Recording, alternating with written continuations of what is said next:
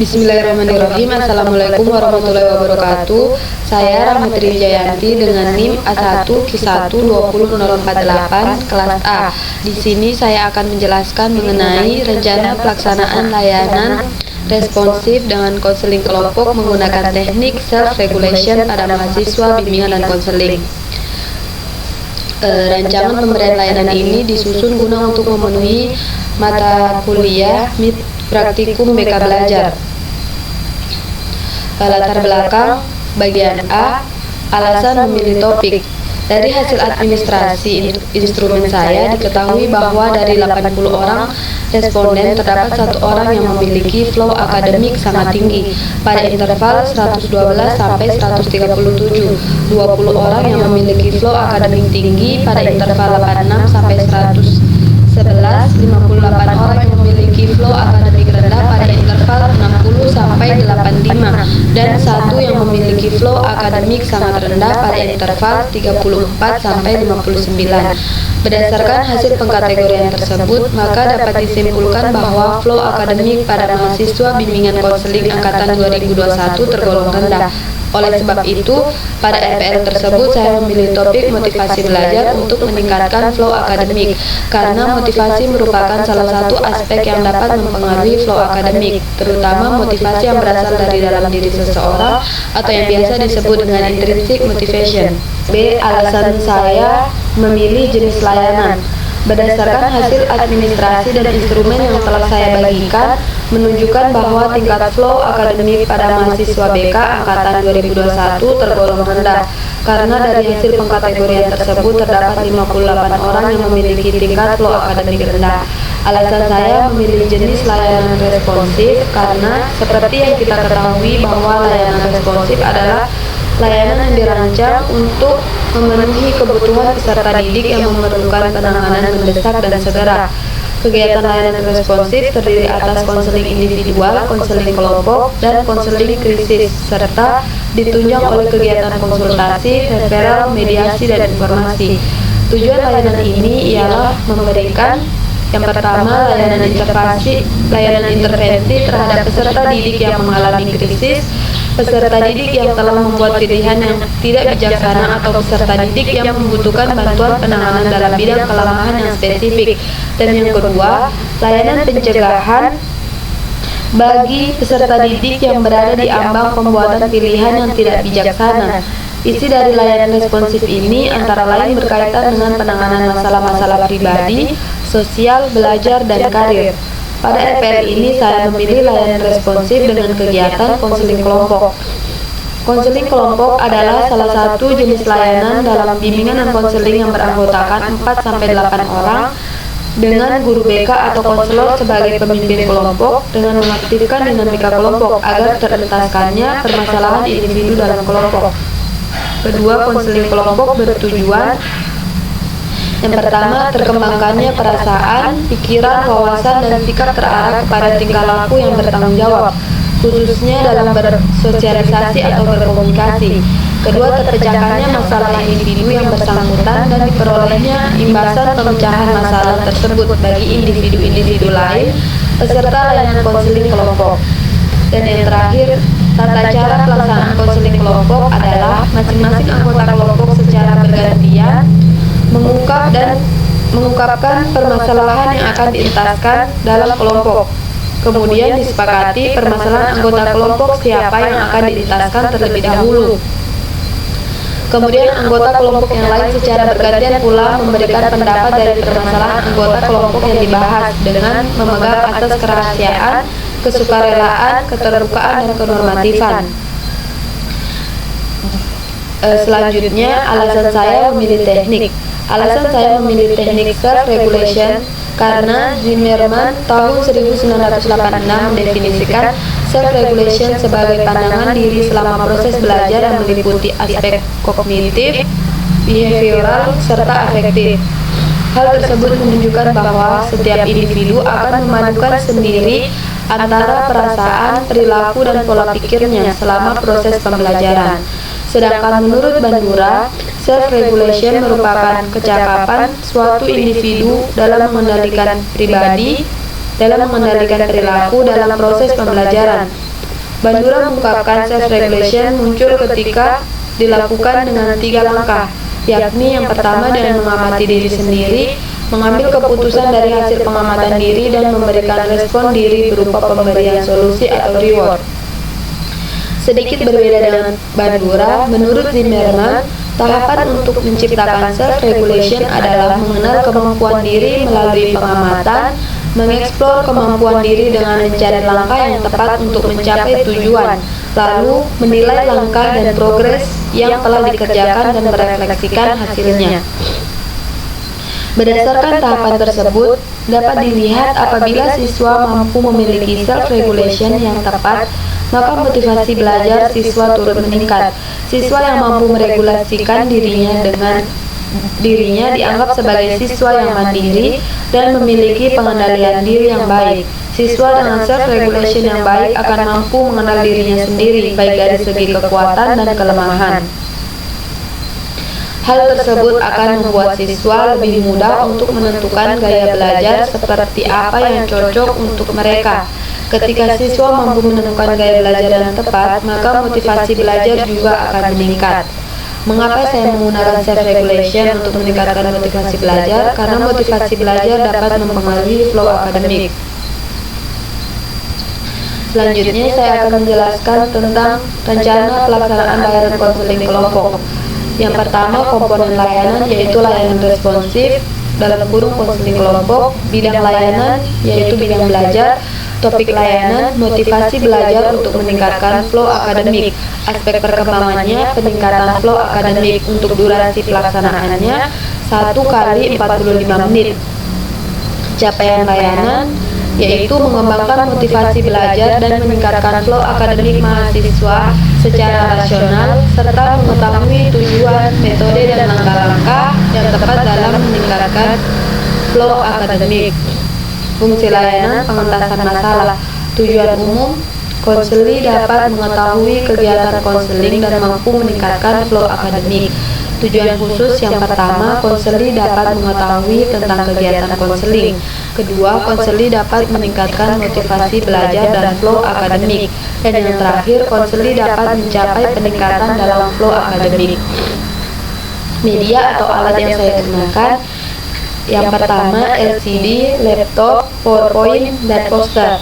Sasaran layanannya mahasiswa, bimbingan, dan konseling. Untuk materi layanannya itu terdiri dari yang pertama, pengertian motivasi belajar, 2. Aspek-aspek motivasi, 3. Pengertian flow akademik, 4. Aspek-aspek flow akademik, dan yang terakhir, faktor-faktor yang mempengaruhi flow akademik. Daftar rujukannya saya mengambil di jurnal. Yang pertama, Aditomo Anindito, Model Inspiratif Layanan Bimbingan dan Konseling tahun 2020. Dan yang kedua, Mudiatono Hanun dan Abdul Muhid, Efektivitas Layanan Bimbingan Konseling Kelompok dengan Teknik Self-Regulation dalam Meningkatkan Motivasi Belajar Siswa, Jurnal Pendidikan dan Konseling tahun 2020. Selanjutnya, pendahuluan. Yang pertama, konselor menyiapkan kegiatan. 2. Konselor membuka dengan salam dan berdoa. 3. Konselor menjelaskan langkah-langkah yang akan dilakukan dan melakukan kesepakatan dalam pelaksanaan layanan tersebut. 4. Menyampaikan maksud tujuan layanan yang akan diselenggarakan. Dan yang terakhir, menanyakan kesiapan kepada konseli. Untuk kegiatan inti, yang pertama itu teknik self-regulation, metode ceramah dan diskusi kelompok. Untuk tahap persiapan, strategi dalam mengembangkan motivasi belajar dan meningkatkan flow akademik. Tahap persiapan, yang pertama, konselor terlebih dahulu menjelaskan tentang apa yang dimaksud dengan motivasi belajar dan flow akademik. Kedua, konselor memberikan penjelasan mengenai konsep-konsep flow akademik. Dan yang ketiga, konselor memberikan pemahaman terkait faktor-faktor yang mempengaruhi flow akademik. Untuk tahap pelaksanaan, yang pertama, konselor melakukan pengecekan terhadap kesiapan konseli. Konselor menampilkan materi PowerPoint dan poster. Ketiga, konseli mengikuti petunjuk arahan sesuai dengan kesepakatan dari awal. Yang keempat, Konselor menjelaskan materi pemaparan tentang motivasi belajar untuk meningkatkan flow akademik. Dan yang kelima, konseli mencermati materi yang dijelaskan oleh konselor tersebut. Dan yang terakhir, konselor melakukan sesi tanya jawab kepada konseli terkait hal yang belum dipahami. Penutup, yang pertama, konselor memberikan ulasan materi mengenai motivasi belajar untuk meningkatkan flow akademik. Kedua, konselor menyampaikan materi yang akan datang. Dan yang ketiga, konselor mengakhiri kegiatan dengan mengucapkan terima kasih dan salam. Untuk evaluasi dibagi menjadi dua, yaitu evaluasi proses dan evaluasi hasil. Untuk evaluasi proses meliputi yang pertama, memperhatikan aktivitas konseli dalam mengikuti kegiatan tersebut. Kedua, memperhatikan bagaimana cara konseli memberikan penjelasan terhadap pertanyaan konselor. Untuk evaluasi hasil, yang pertama, dapat melihat sampai di mana kemampuan konseli, capaian pengembangan dan kegiatan materi layanan tersebut sebagai bahan evaluasi pengembangan tentang motivasi belajar untuk meningkatkan flow akademik. Yang kedua, konseli mengisi refleksi kegiatan yang sudah disiapkan oleh konselor.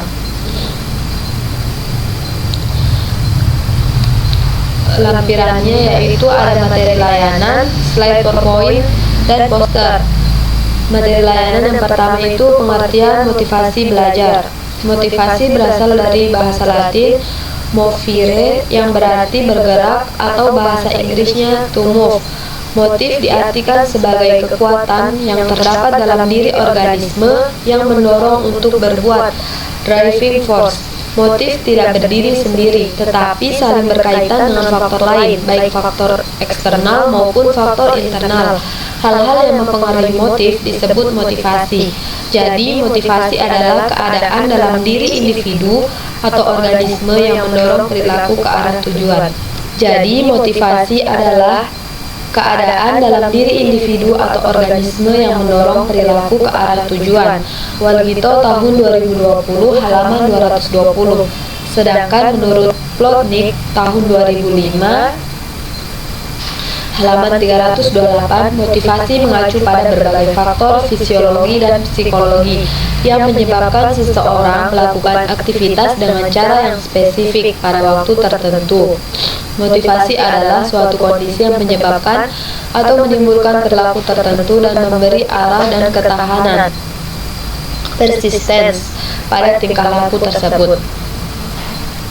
Motivasi belajar adalah keseluruhan daya penggerakan di dalam diri mahasiswa yang menimbulkan kegiatan belajar atau proses pembelajaran yang menjamin kelangsungan dan memberikan arah kepada kegiatan belajar sehingga tujuan yang diinginkan oleh subjek belajar dapat tercapai dengan baik.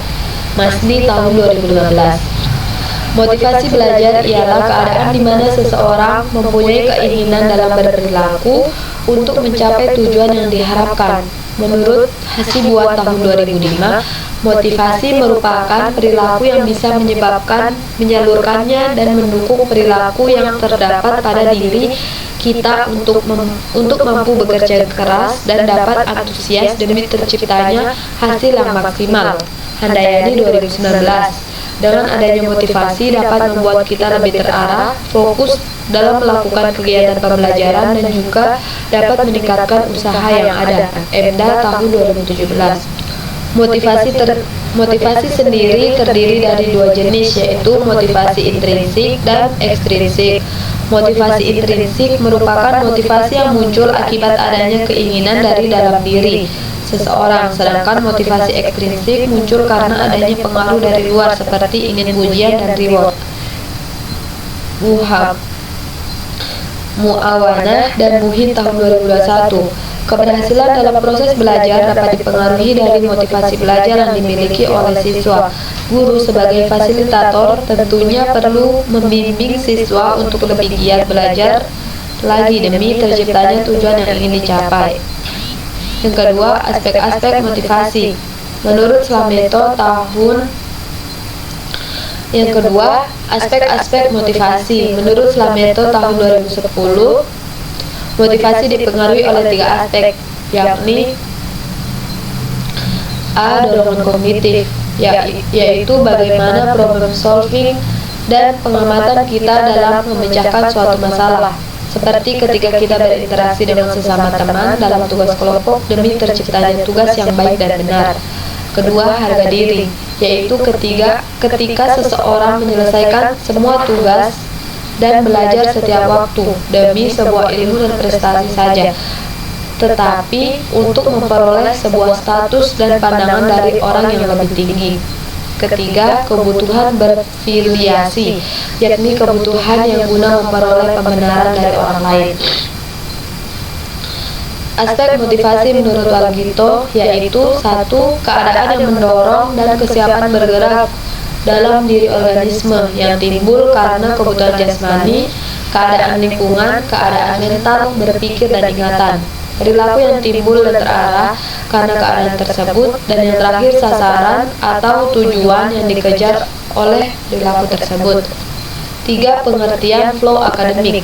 Sebelum menjelaskan pengertian flow akademik, terlebih dahulu akan menjelaskan tentang pengertian flow. Konsep flow pertama kali dikemukakan oleh Csikszentmihalyi, Ghani, dan Deshpande tahun 1904 dalam Robin 2013 halaman 2. Mengatakan flow adalah konsentrasi yang menyeluruh saat menjalani kegiatan dan munculnya kenikmatan ketika menjalaninya.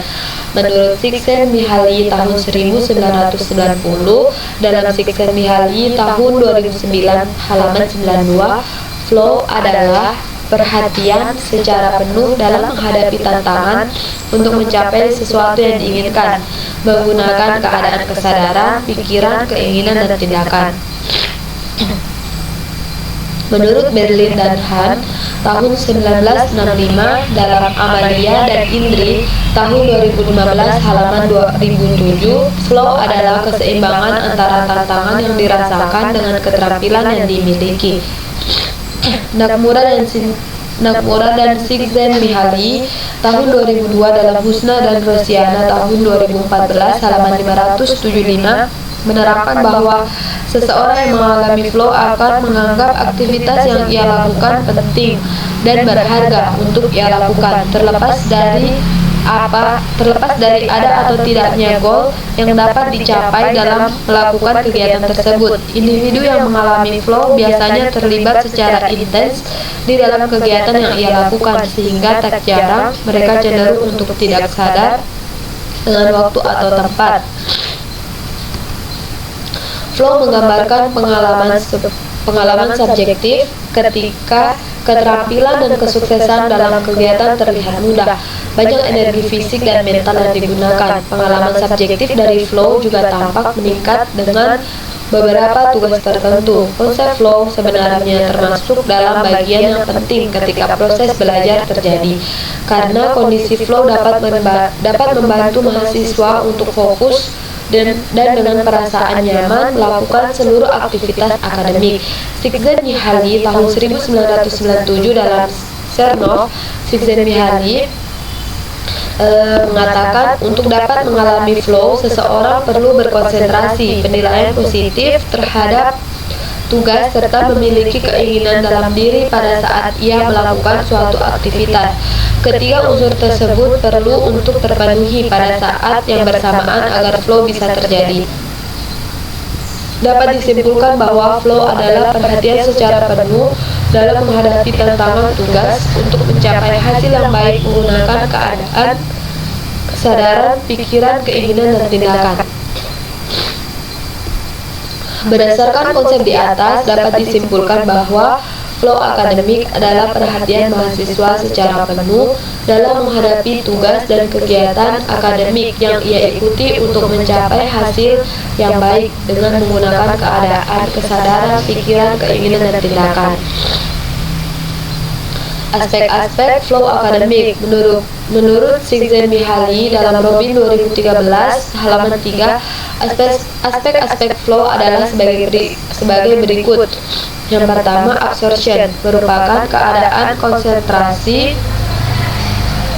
Total merupakan keadaan konsentrasi total di mana semua perhatian, kewaspadaan, dan konsentrasi berfokus pada kegiatan yang dilakukannya saja. Konsentrasi sangat dibutuhkan oleh setiap mahasiswa dalam kaitannya mengerjakan tugas-tugas akademik. Ketika mahasiswa mengerjakan tugas akademik dengan penuh konsentrasi, maka mahasiswa seakan-akan tidak menyadari kejadian di sekitarnya. Mahasiswa yang menikmati pekerjaan mereka seperti mengerjakan tugas akademik akan merasa senang dan membuat penilaian positif tentang kualitas aktivitas mereka. Yang kedua, work enjoyment merupakan hasil dari evaluasi kognitif dan efektif dari pengalaman flow. Perasaan nyaman muncul dalam melakukan kegiatan tersebut sehingga individu dalam waktu lama mampu melakukan kegiatan tersebut. Perasaan nyaman diperlukan dalam menjalankan aktivitas sehari-hari. Mahasiswa yang sebagian waktunya dihabiskan dalam lingkungan akademik juga memerlukan rasa nyaman saat mengerjakan tugas akademik yang diberikan oleh dosen, ditambah lagi tugas yang diberikan di rumah. Dan ketika mahasiswa merasa nyaman saat mengerjakan tugas yang diberikan oleh dosen, mahasiswa akan merasa waktu akan cepat berlalu dan larut dalam kegiatan dalam mengerjakan tugas. Dan yang terakhir, intrinsic work motivation mengacu pada kebutuhan untuk melakukan kegiatan dengan tujuan memperoleh kesenangan dan kepuasan dalam aktivitas yang dijalani. Motivasi intrinsik muncul dari dalam diri individu untuk melakukan kegiatan tanpa adanya penghargaan dari orang lain. Memperoleh kesenangan dan kepuasan dalam melakukan aktivitas adalah hal yang sangat penting, terutama aktivitas akademik. Seperti memperoleh kesenangan dan kepuasan dalam mengerjakan tugas. Ketika mahasiswa merasa senang dalam mengerjakan tugas, maka mahasiswa akan merasa apa yang dikerjakannya akan berdampak positif terhadap tugas yang mereka kerjakan. Materi selanjutnya yaitu faktor-faktor yang mempengaruhi flow akademik. Menurut Csikszentmihalyi dalam Rumini dan Utami tahun 2015 halaman 208 ada 9 faktor yang mempengaruhi terjadinya flow akademik. Yang pertama, clear goals, meliputi kejelasan mengenai apa yang harus dilakukan oleh mahasiswa untuk mencapai tujuan, mengidentifikasi hambatan dan kesulitan apa yang mungkin terjadi ketika mengerjakan tugas. Tujuan dengan kemampuan yang dimiliki dapat berjalan selaras. Memiliki kemampuan untuk mengatasi hambatan dan kesulitan dalam mengerjakan tugas adalah salah satu indikasi bahwa seseorang itu memiliki self-efikasi yang tinggi. Self-efikasi adalah keyakinan orang dalam kemampuan mereka untuk menghasilkan tujuan yang ingin dicapai. Bandura tahun 2006 halaman 307. Bandura 1997 dalam Gufron dan Rini tahun 2012 halaman 80 mengatakan kemampuan mengatasi hambatan atau level adalah salah satu dimensi self-efikasi. Ketika mahasiswa mampu mengatasi kesulitan yang dihadapi, maka mahasiswa akan lebih fokus terhadap tugas yang dikerjakannya. Yang kedua, immediate and clear feedback. Feedback diberikan secara langsung, jelas, dan segera untuk memastikan bahwa semua berjalan berdasarkan dengan rencana selama flow. Feedback meliputi kejelasan, keberhasilan, dan kegagalan dalam perjalanan aktivitas dan fungsinya. Umpan balik terhadap apa yang dikerjakan dan diterima dengan baik oleh mahasiswa guna perbaikan terhadap hasil kerja yang akan datang merupakan salah satu aspek bahwa mahasiswa itu memiliki motivasi berprestasi yang tinggi. Feedback atau umpan balik merupakan salah satu aspek motivasi berprestasi. Umpan balik yang diterima oleh mahasiswa berguna untuk melihat kesalahan-kesalahan yang didapatkan saat mengerjakan tugas guna mengantisipasi agar tidak lagi terjadi kesalahan pada saat mengerjakan tugas yang akan datang, sehingga mahasiswa merasa nyaman dalam melakukan aktivitas akademiknya. Yang ketiga, perceived challenge, adanya perasaan seimbang yang dirasakan antara tuntutan situasi dan keterampilan pribadi.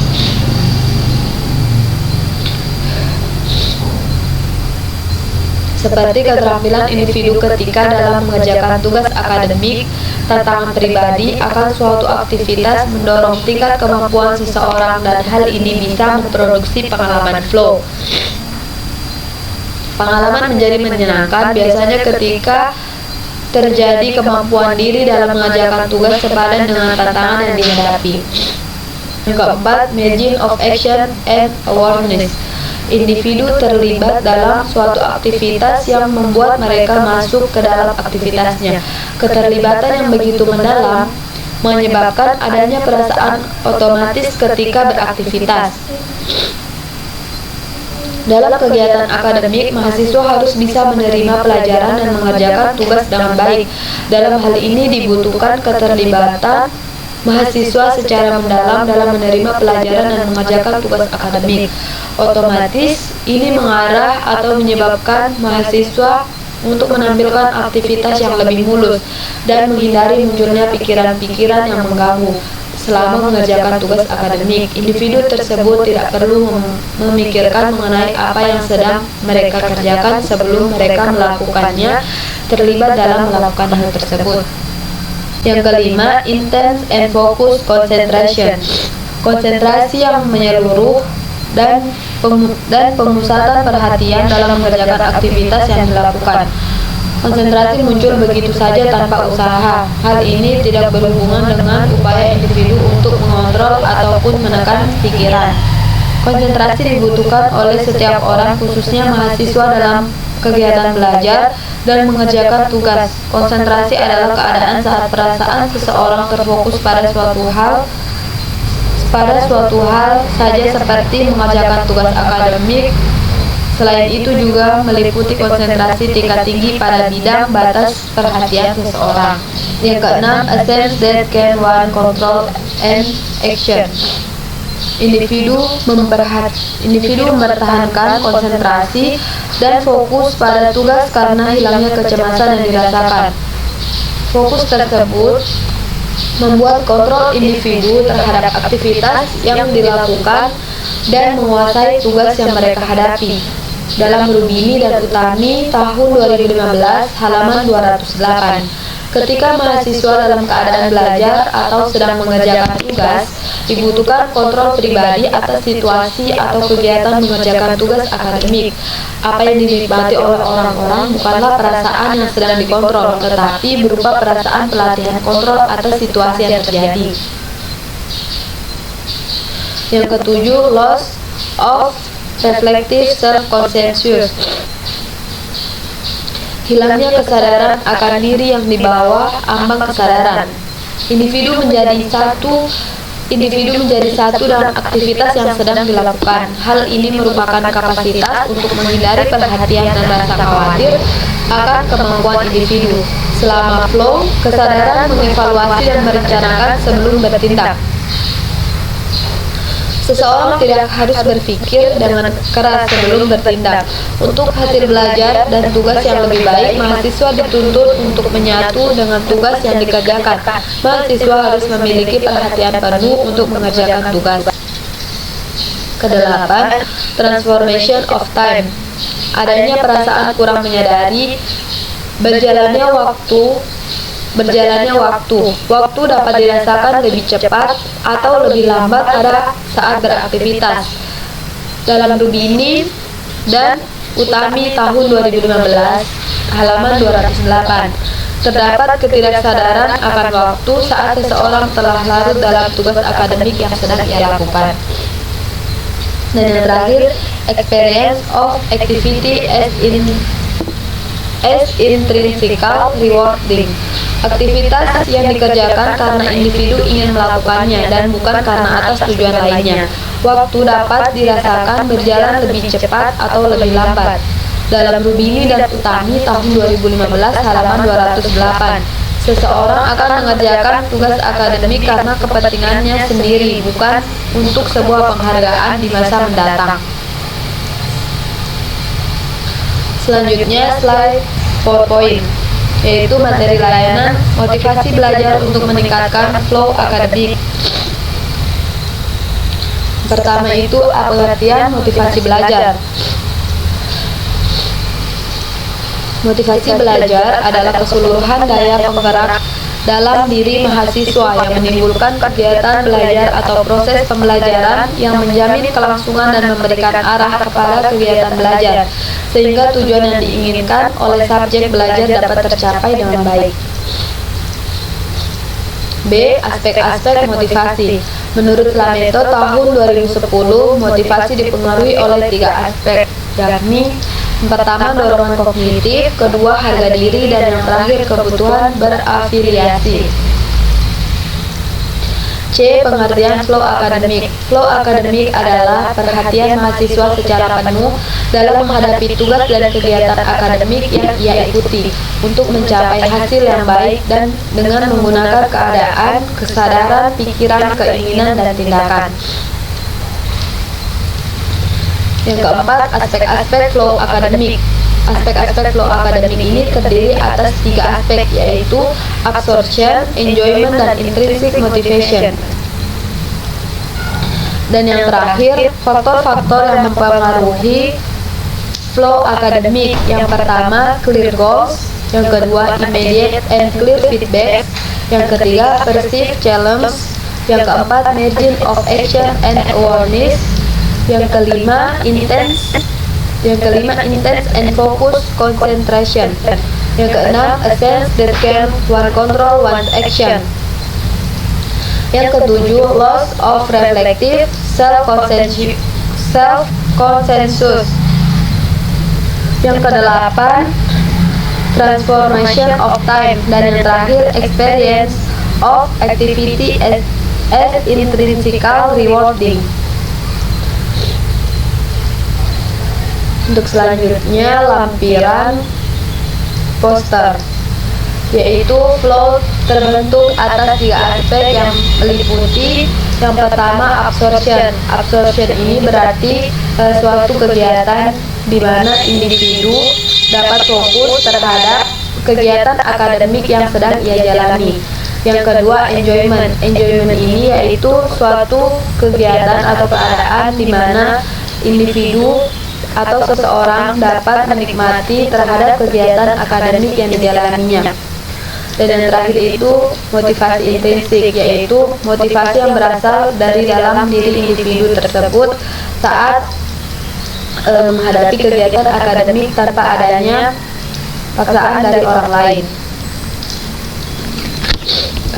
Demikianlah pemaparan materi saya mengenai rancangan pemberian layanan responsif dengan konseling kelompok dan menggunakan teknik self-regulation.